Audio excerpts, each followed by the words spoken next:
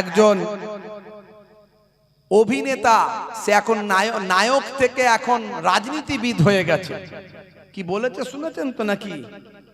কি নাম তার বলেন তো? এই এত ইন্টারনেটে আলোচনা চলছে, দেখছেন না? এত মিডিয়ায় আলোচনা চলছে, কি নাম? মিডিয়া খুললি তো দেখতে পাচ্ছি। তার নাম হচ্ছে মিঠুন চক্রবর্তী। দেখেছেন তো কি বলেছে জানেন? আসল খবর তো সবাই বলছেই না, জানি না।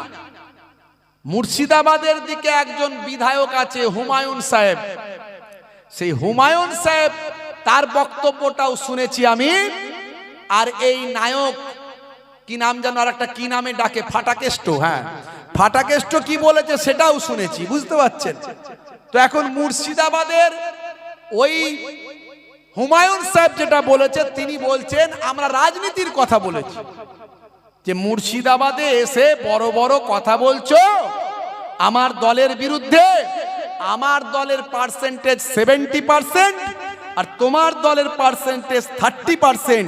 বড় বড় বেশি কথা বলো না, তোমাদেরকে ভাগীরথীতে ফেলে দেওয়ার ক্ষমতা আছে। এই কথাটা বলেছিল, কেউ জানে না, আমরা তো জানতামই না, কোনো খবরই হয়নি, সব নিউজই হয়নি তেমন। সেটাকে স্বরাষ্ট্রমন্ত্রীকে পাশে বসিয়ে ওই ফাটাকেষ্ট সাহেব উনি বলছেন, কি বলছেন, যে মুর্শিদাবাদের নাকি কে বলেছে আমরা 70 ওরা 30, বলছে কুছ ভি হোগা, কুছ ভি হোগা, মানে ভোটের আগে বলছে কুছ ভি হোগা, মানে এমন ইঙ্গিত দিচ্ছে, তার ইঙ্গিতের মধ্যে দেখা যাচ্ছে ইন্ধন পাওয়া যাচ্ছে। এই তো চলছে। উল্টে বলে দিল সেই গরুর রচনার মতো, কুমিরের রচনার মতো, বলছে বলেছে নাকি যে আমরা মুসলমানরা 70 ওরা নাকি 30। আমার অমুসলিম ভাইদেরকে আমরা ওরা বলি না, সবাই আমরা বাংলা ভাষী বাঙালি মানুষ, আমরা হিন্দু মুসলমান ওরা টোরা নয়, সব আমরা। এটাই তো রামকৃষ্ণের দেশ, বিবেকানন্দের দেশ, ফুরফুরার পীর আবু বকর সিদ্দিকের দেশ, এটা নজরুলের দেশ, রবীন্দ্রনাথের দেশ। হিন্দু আর মুসলিম ওরা দুই সহোদর ভাই, এক বৃন্তে দুটি কুসুম এক ভারতে ঠাই। কারো ঘরে যদি আগুন লাগে তার ধোঁয়াটা পাশের বাড়িতে যায়।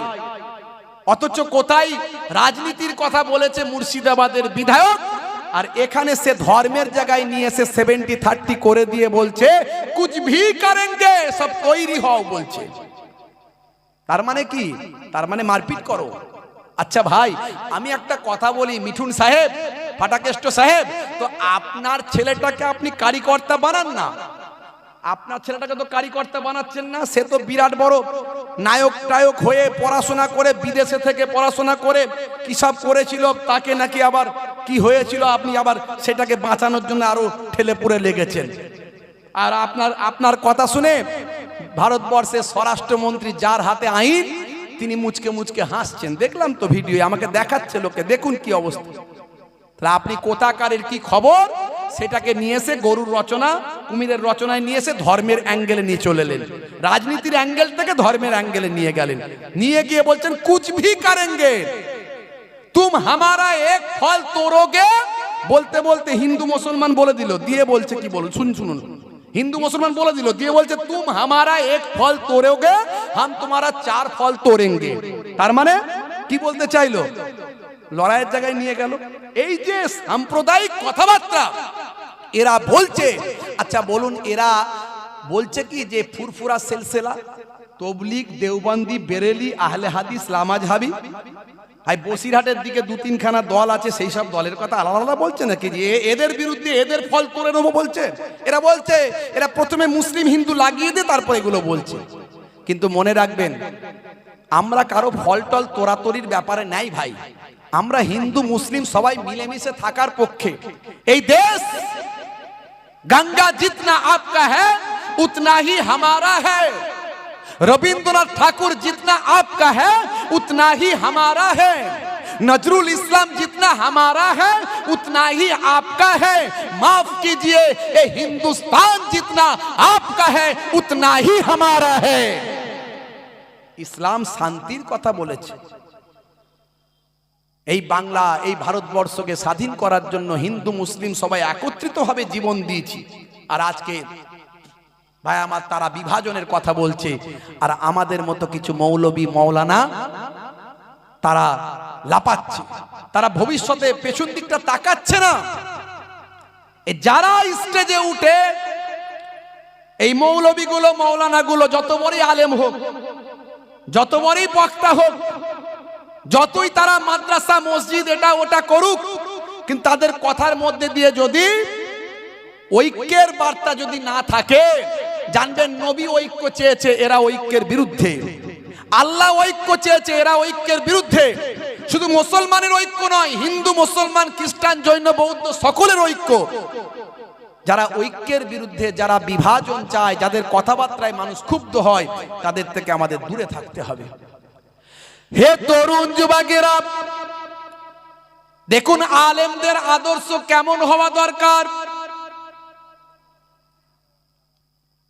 আলেমদের আদর্শ কেমন হওয়া দরকার।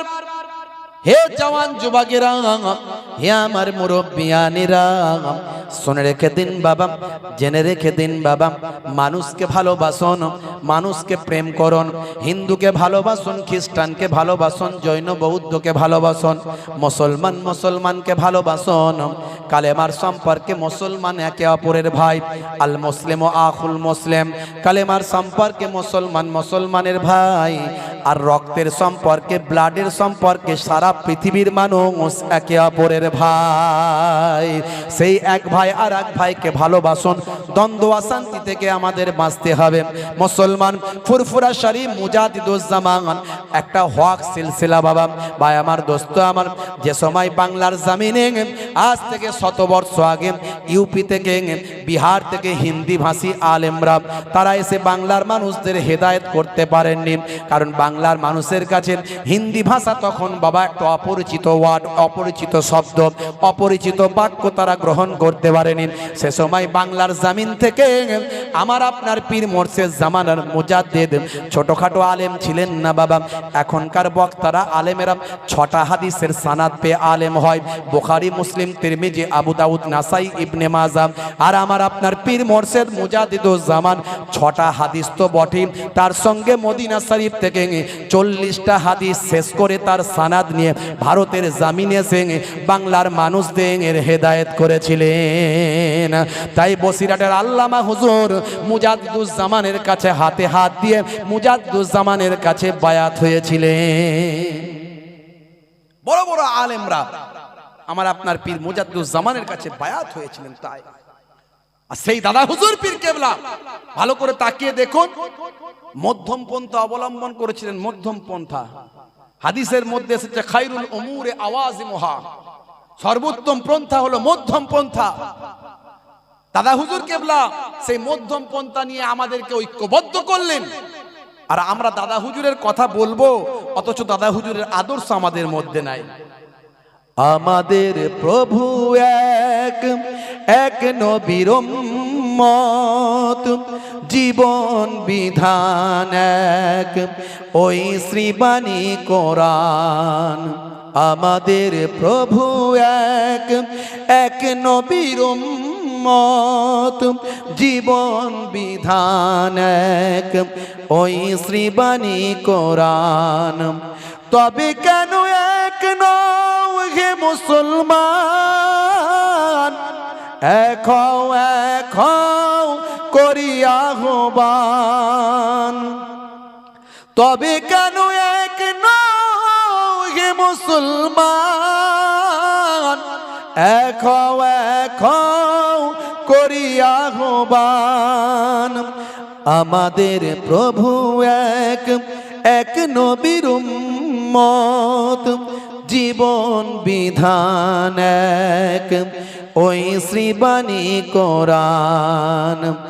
বাইতুল্লাহ এক, মদিনা শরীফ এক, উহুদ পাহাড় এক, বদরের মাঠ এক। জোরে হবে না? জোরে হবে না? বাইতুল্লাহ এক, মদিনা শরীফ এক, উহুদ পাহাড় এক, বদরের মাঠ এক। একটা তো জীবন আর মরণ তো একটাই, একটা তো জীবন আর মরণ তো একটাই। সকলের তরে আছে একই স্থান, তবে কেন এক নও হে মুসলমান? মুজাদ্দুজ্জামান পীর আবু বকর সিদ্দিকী রহমাতুল্লাহ আলাইহি দাদা হুজুর কেবলার সিলসিলার উজ্জ্বল নক্ষত্র তিনি। আলহামদুলিল্লাহ, এরকম হাজারো আলেম যারা মুজাদ্দুজ্জামান পীর আবু বকর সিদ্দিকী রহমাতুল্লাহ আলাইহি দাদা হুজুর কেবলা রহমাতুল্লাহ আলাইহির সিলসিলাকে আরো ত্বরান্বিত করছে, আরো এগিয়ে নিয়ে যাওয়ার কাজ করছে। তার দাদা হুজুর পীর কেবলা রহমাতুল্লাহ দেখানো আদর্শ, বসিরাট আল্লামা হুজুরের দেখানো আদর্শ, পাঁচ হুজুর কেবলার দেখানো আদর্শ, আল্লাহর ওলিদের দেখানো আদর্শকে সামনে পৌঁছে দেওয়ার চেষ্টা করছে। এটা অত্যন্ত আমাদের কাছে গর্বের ব্যাপার এবং আনন্দের ব্যাপার। হে তরুণ যুবকেরা, হে আমার বন্ধুরা, শুনে রেখে দিন বাবা, জেনে রেখে দেন হে মুসলমান। লম্বা চওড়া আলোচনা নয়, খুবই সংক্ষেপে আলোচনা করব বাবা, খুবই ছোট্ট করে আলোচনা করব। আল্লাহর নবী বলেছেন 7টা ভালো কাজ আছে বান্দা, 7টা ভালো কাজের ভিতরে যদি তুমি একটা ভালো কাজ করতে পারো, সেটা হলো সাদকায়ে জারিয়া। এই একটা ভালো কাজের বিনিময়ে বান্দা কাল কিয়ামত পর্যন্ত কবরে পড়ে পড়ে সওয়াব পেতে থাকবে। আল্লাহর নবী সোনার জবানে জানিয়ে দিলেন, সাবউন তাজরি লিল আবদি বাদা মাউতিহি ওয়া হুয়া ফি কবরিহি। মানুষ মারা যাওয়ার পরে মনে রাখবেন ভালো কাজ এবং খারাপ কাজ সব বন্ধ হয়ে যায়, নেকি আর বদি সবই বন্ধ হয়ে যায়, গুড এবং ব্যাড সবই স্টপ হয়ে যায়। কেবলমাত্র এমন কিছু কাজ আছে যেগুলো কাল কিয়ামত পর্যন্ত কবরে তার রুহে মাগফিরাতের জন্য কাজে লাগে, তার রুহে আল্লাহ পৌঁছাতে থাকে। এরকম ভালো কাজ হলো 7টা। 7টার মধ্যে ভাই আমার মান আল্লামা ইলমান বলা হয়েছে, যে নিজে এলেম শিক্ষা করলো আর অপরকে শেখাতে লাগলো, অর্থাৎ যে ওস্তাদ নিজে জ্ঞান অর্জন করেছে অপরকে জ্ঞান বিতরণ করছে। এই যে মাদ্রাসা বা আমার তালেবে এলেম যারা আছে, যারা জ্ঞান শিক্ষা লাভ করছেন, যারা স্টুডেন্ট এবং যারা টিচার শিক্ষকেরা ভাই আমার কোরআন হাদিসের তালিম দিচ্ছেন, মাসলা মাসাইলের তালিম দিচ্ছেন, ভাই আমার সামাজিক জ্ঞান তাদেরকে দান করছেন। এই যে জ্ঞান অর্জন করছে, জ্ঞান বিতরণ করছেন, এই জ্ঞান যিনি অর্জন করলেন এবং বিতরণ করলেন, দয়ার নবীর হাদিসকে সামনে রাখলে প্রমাণ হয় কাল কিয়ামত পর্যন্ত মৃত্যুর পরে কবরে পড়ে পড়ে সওয়াব পেতে থাকবে।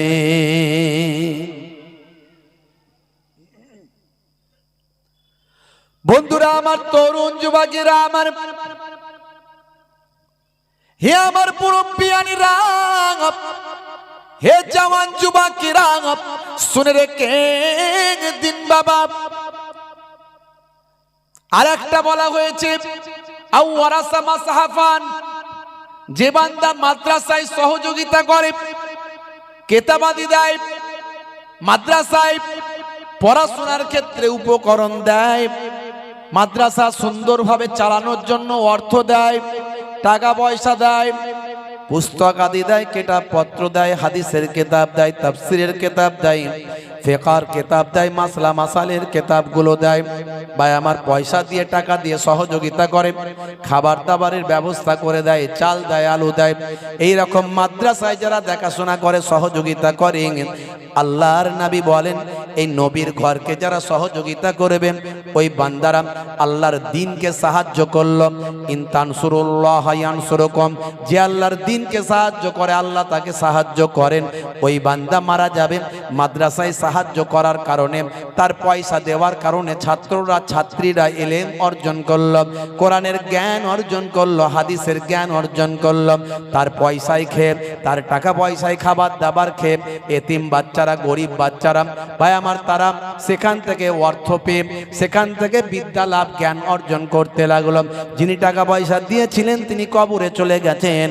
দয়ার নবী বলেন এই ইলম শিক্ষা করার জন্য, মাদ্রাসায় সহযোগিতা করার জন্য ওই বান্দা কবরে পড়ে পড়ে কাল কিয়ামত পর্যন্ত সওয়াব পেতে থাকে। জোরে হবে না সুবহানাল্লাহ। হে জওয়ান যুবকেরা,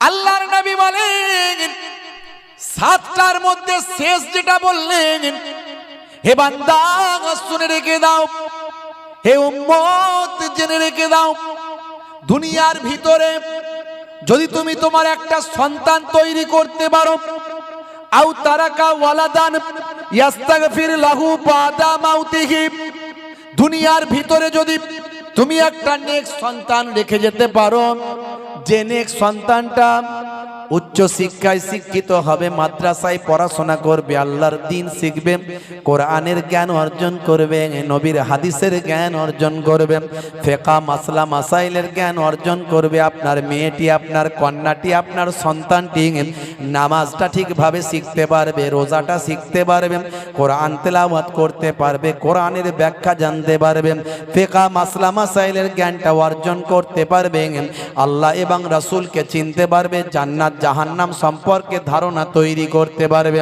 হে তরুণ যুবকেরা, দয়ার নবী বলেন আও তারাকা ওয়ালাদান ইস্তাগফির লাহু বাদা মাউতিহি, এরকম নেক সন্তান যদি পৃথিবীর জমিনে থাকে, বাপ মারা গেছে, মা মারা গেছে, ওই বাপ মা কবরে গেলেও ওই কন্যা, ওই মেয়ের জন্য, ওই কন্যার জন্য কাল কিয়ামত পর্যন্ত কবরে পড়ে পড়ে সাদকায়ে জারিয়া আর সওয়াব পৌঁছাতে থাকবে। জোরে হবে না, আলো জোরে হবে না। হে তরুণ যুবকেরা, সেই মাদ্রাসার জলসায় আমরা এসেছি, অত্যন্ত গুরুত্বপূর্ণ জায়গা, কোরআনের ইলম হাদিসের ইলমের জায়গা। হে মুসলমান, খুব সংক্ষেপ করে বলি বাপ আমার, এই জায়গায় বসা, এই জায়গায় আসা সৌভাগ্যের ব্যাপার। যার মধ্যে দ্বীন আছে, যার মধ্যে ইসলাম আছে, যার মধ্যে কোরআন আছে, সে কখনো খারাপ মানুষ হতে পারে না। পারবে বাপ? আর যদি দেখেন যে দ্বীন শিখেছে, ইসলাম শিখেছে, কোরআন শিখেছে, কিন্তু খারাপ মানুষের আচরণ তার মধ্যে পাওয়া যাচ্ছে, জানবেন সেটা ভণ্ড। সেটা কি? ভণ্ড। কারণ আল্লাহর নবী বলেছেন লা তাকাতাউ ওয়ালা তাদাবারু ওয়ালা তাবাগাজু ওয়ালা তাহাসাদু ওয়া কুনু ইবাদাল্লাহি ইখওয়ানা, তোমরা একে অপরের থেকে বিচ্ছিন্ন হইও না, একে অপরের পরনিন্দা করো না, একে অপরের প্রতি বিদ্বেষ পোষণ করো না, একে অপরের হিংসা করো না। ওয়া কুনু ইবাদাল্লাহি ইখওয়ানা, তোমরা আল্লাহর বান্দারা একে অপরের ভাই হয়ে যাও। কোরআন মাজিদের মধ্যে আল্লাহ বলেছেন ইন্নামাল মুমিনুনা ইখওয়াত, মুমিনরা হলো একে অপরের ভাই। ফাআসলিহু বাইনা আখাওয়াইকুম, তোমরা নিজেদের মধ্যে ইসলাহ করে নাও। মনে রাখবেন, যে ইসলাহ করতে চায় না, যে মিল করতে চায় না, যে দ্বন্দ্ব করতে চায়, সে কখনো মুমিন হতে পারে না।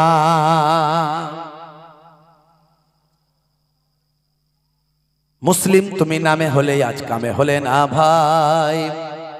মুসলিম দেখো অপরাধে লিপ্ত কেন হয়। মুসলিম তুমি কোরআন হাদিস পড়তে জানো না।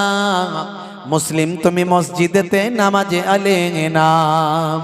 মুসলিম তুমি নামে হলে আজ মুসলিম তুমি নামে মুসলিম এলে ন্যায়ের পথে সমাজ বদলাবে রে, সমাজে বদলাবে। মুসলিম তুমি নামে হলে আজ কামে হলে না ভাই, মুসলিম দেখো অপরাধে লিপ্ত কেন হয়। বমে বারুদে নেশার থালায় হবে না কারো সাথী, বমে বারুদে নেশার থালায় হবে না কারো সাথী। সালাউদ্দিন আর তাগুলের তুমি যে উত্তরসূরি, ব্যঙ্গ কার্টুনে ব্যঙ্গ সিনেমায় নবীর সম্মান কমে না, ব্যঙ্গ কার্টুনে ব্যঙ্গ সিনেমায় নবীর সম্মান কমে না। গুগল সার্চের সেরা মনীষী খুঁজে দেখো না। আমার নবী কি আখলাক দেখিয়েছেন, যারা মাদ্রাসায় পড়ে আলেম হয়েছে তাদের থেকে কেউ ভালো জানে? জোরেবান কেউ ভালো জানেন? আপনি ভালো জানবেন নবীর আখলাক চরিত্র, না মাদ্রাসায় যিনি পড়েছেন তিনি ভালো জানবেন? কে বলেন একটু, যিনি মাদ্রাসায় পড়েছেন। আচ্ছা, আমি পড়ে নিয়ে যদি সেই নবিয়ানা আখলাক না দেখাতে পারি, তাহলে আমার থেকে দুর্ভাগ্য আর কেউ হতে পারে? জোরে বলেন, আমার থেকে দুর্ভাগ্য মানে কপাল পোড়া আর কারো হতে পারে? যে মাদ্রাসায় পড়ে দিনের এলেম শিখে, কোরআন হাদিস শিখে, রাসূলের তরিকা শেখার পরেও তারপর আমরা কি করছি? আমরা গীবত, চগলখড়ি, পরনিন্দা, স্টেজে বসে বসে এর বিরোধিতা ওর বিরোধিতা করছি না করিনি? এ আছে না নাই? জোরে বলেন। যারা করে এদের থেকে দূরে থাকতে হবে। কি পারবেন তো নাকি? যারা করে এদের থেকে দূরে থাকতে হবে। দাদা হুজুর দাদা হুজুর দাদা হুজুর করছি, কিন্তু দাদা হুজুরের আদর্শ আমার মধ্যে নাই। দাদা হুজুরকে আমি ভালোবাসিনি, আমি মুখে দাদা হুজুর বলি, কাজে দাদা হুজুর নয়। আছে না নাই? ভাইরা আমার, আমার নবী নবী নবী নবী করছি, নবীর আদর্শ নাই। আমার কথা শুনলে লোকে দুঃখ পায়, আমার কথা বাঁকা বাঁকা কথা, আমার কথা বাঁকা বাঁকা কথা। আমি এমন কথা বলি মানুষকে ঠেস দিয়ে বোঝা যায় যে কাকে কি বলছে। না না না, ওসব বলে লাভ নাই। বাবা মার কাউকে দুঃখ দিয়ে কষ্ট দিয়ে কোনোদিন জান্নাত পাওয়া যায় না। কাউকে দুঃখ দিয়ে কষ্ট দিয়ে, কাউকে দুঃখ দিয়ে কখনো জান্নাত পাওয়া যায় না। আর কত লাপালাপি করে কি লাভ? দেওয়ালে তো পিঠ ঠেকে গেছে, দেওয়ালে পিঠ ঠেকে গেছে। মুসলমান, এই কিছুদিন আগে আপনারা দেখেছেন, এই আপনার পশ্চিম